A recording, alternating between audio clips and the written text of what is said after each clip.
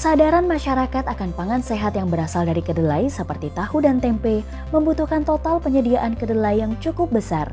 Ironinya, sebagian besar kebutuhan kedelai dalam negeri, 86,95% harus dipenuhi dari impor. Salah satu pendekatan untuk mengatasi masalah tersebut adalah mencari komoditas yang memiliki mutu gizi yang paling tidak sepadan dengan kedelai tetapi mudah dibudidayakan, seperti koro pedang. PIAT sebagai unit penunjang UGM yang bergerak dalam inovasi agroteknologi melalui kegiatan pengabdian kepada masyarakat di Dusun Candirejo, Desa Tegal Tirto, Kecamatan Berbah, Sleman, Daerah Istimewa Yogyakarta, mengembangkan koro pedang putih sebagai bahan baku tempe. Kegiatan pengabdian diawali dengan memberikan bantuan benih koro pedang putih bermutu tinggi, yang selanjutnya dilakukan pendampingan tentang tata laksana budidaya yang mudah dipahami. Kegiatan pengabdian kali ini mencoba untuk mengubah paradigma masyarakat bahwa bahan baku tempe bermutu tinggi tidak hanya berasal dari kedelai. Selain benih bermutu tinggi, keberhasilan menanam koro pedang bergantung pada teknik budidaya yang tepat. Adapun tahap-tahap budidaya kacang koro pedang meliputi: pertama, persiapan lahan. Bersihkan lahan dari rumput atau tanaman pengganggu lainnya. Selanjutnya, buatlah guludan yang berfungsi untuk mencegah tergerusnya tanah atau tanaman. Kedua, pemupukan.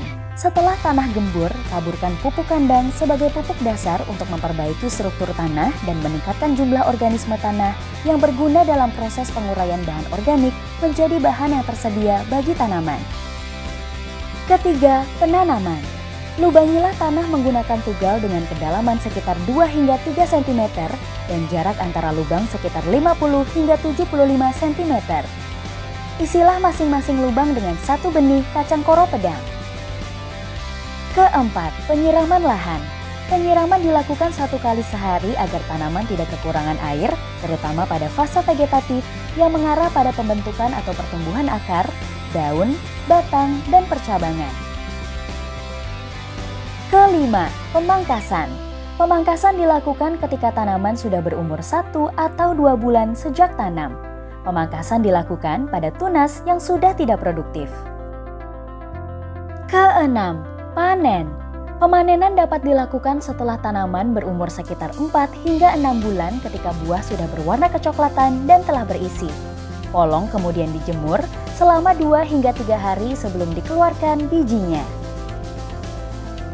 Untuk menghasilkan benih berkualitas, benih harus tetap hidup dan memenuhi persyaratan yang ditentukan, meliputi batas maksimum kadar air, viabilitas, kemurnian, dan kesehatan benih. Di PIAT UGM, Bank Genetika Sayuran difungsikan sebagai tempat penyimpanan benih setelah panen untuk memperpanjang viabilitas benih sebelum kembali ditanam.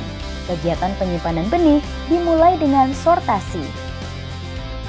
Setelah proses sortasi selesai, proses selanjutnya adalah inventory benih, yaitu pencatatan dan penomoran setiap aksesi benih sebelum disimpan di seed storage. Benih koro pedang putih selanjutnya disimpan di dalam seed storage dengan suhu kurang lebih sebesar 15 derajat Celcius untuk menjaga viabilitas benih sehingga periode penyimpanan menjadi lebih lama.